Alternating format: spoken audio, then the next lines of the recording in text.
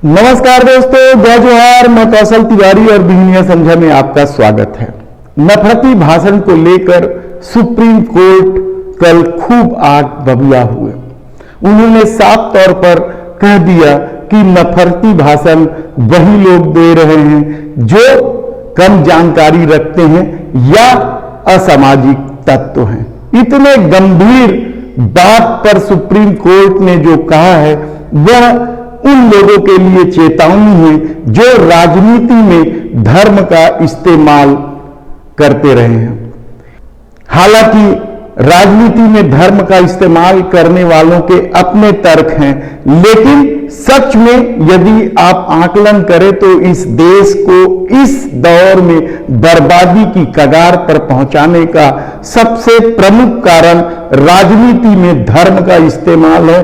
और इसे लेकर दायर की गई याचिका में सुप्रीम कोर्ट ने कल तमाम लोगों को या उन लोगों को जमकर खरी खोटी सुनाई जो नफरती भाषण के जरिए इस देश को बांटने की कोशिश कर रहे हैं। सुप्रीम कोर्ट ने यहां तक कह दिया कि जिन लोगों को पाकिस्तान चले जाने की बात कर रहे हैं वो उन्होंने इस देश को चुना है। बाई चॉइस वो लोग इस देश में हैं।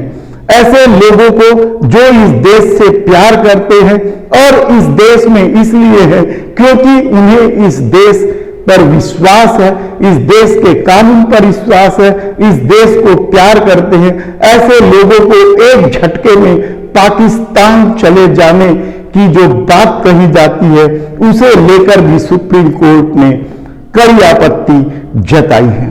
सवाल उन असामाजिक तत्व व नफरती लोगों का नहीं है, क्योंकि इस दौर में झूठ और अफवाह के सहारे राजनीतिक साधने की जो कोशिश हुई है वह भी हैरान कर देने वाली बात नहीं है। जिस समय सुप्रीम कोर्ट यह इबादत लिख रहा था, शायद उसी समय बहुत सारे राजनीतिक दलों के लोग रामनवमी पर राजनीति साधने का कुचक्र चल रहे थे। वे नहीं जानते कि प्रभु राम क्या है। वे खुद महलों के राजनीति के शिकार होकर वनवास गए थे। सिया राम मैं सब जग जानी, करहूं प्रणाम जोरी जुग पानी। तुलसीदास के इस सबसे सुंदर, सरल किंतु कठिन चौपाई से राम के दर्शन होते हैं। उत्तर से लेकर ठेठ दक्षिण तक राम कण कण में बसे हैं, लेकिन इस दौर में राम के नाम पर किस तरीके से राजनीति साधी गई और अधर्मियों को प्रश्रय दिया गया, कहा जाए तो गलत नहीं होगा। आप देख लीजिए कि जिन लोगों को अधर्मी कहा गया, जिन लोगों को अपराधी कहा गया, भ्रष्टाचारी बताया गया, उसे अपने पार्टी में रखने का अपराध या अधर्म का काम इस दौर में सबसे ज्यादा हुआ है। लेकिन उन बांगड़ बिल्लों को यह बात समझ में नहीं आएगी। हमने बार बार रावण का उदाहरण दिया है कि वह कितना भक्त था लेकिन उतना ही दुष्ट था।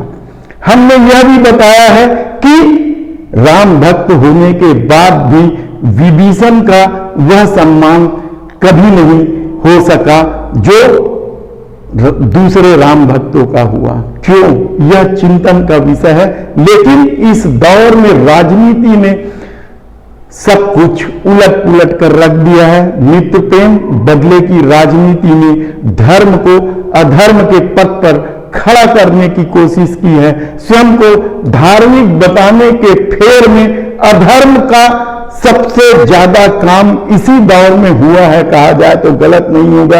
ऐसे में जब कल सुप्रीम कोर्ट ने साफ तौर पर कह दिया कि राजनीति में धर्म का इस्तेमाल करना बंद कर दे, तभी नफरती भाषण रोकेंगे। इस दौर में क्या कुछ नहीं किया गया। राजनीति साधने के लिए खान पान पहनावा तक में प्रहार किया गया और एक वर्ग को पूरी तरीके से राजनीति से किनारे करने की साजिश रची गई। पूरे देश में नफरत फैलाया गया। इसका दुष्परिणाम यह हुआ कि देश में आर्थिक संकट खूब है।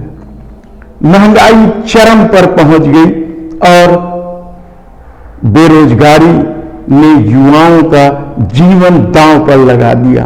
लेकिन इस दौर में क्या कुछ होगा यह कहना बेहद कठिन है। लेकिन सुप्रीम कोर्ट ने जिस स्थिति में या जिस तरीके से नफरती भाषण को लेकर बात कही है वह सवाल जरूर उठाता है। उन्होंने साफ तौर पर कह दिया है कि जो नफरती भाषण दे रहे हैं वे असामाजिक तत्व हैं और इस देश के सबसे बड़े दुश्मन है कहा जाए तो गलत नहीं होगा। यानी आप सोचिए कि इस दौर में जिन जिन लोगों ने भी नफरती भाषण दिया है सुप्रीम कोर्ट ने उन्हें असामाजिक तत्व कह दिया है। धन्यवाद।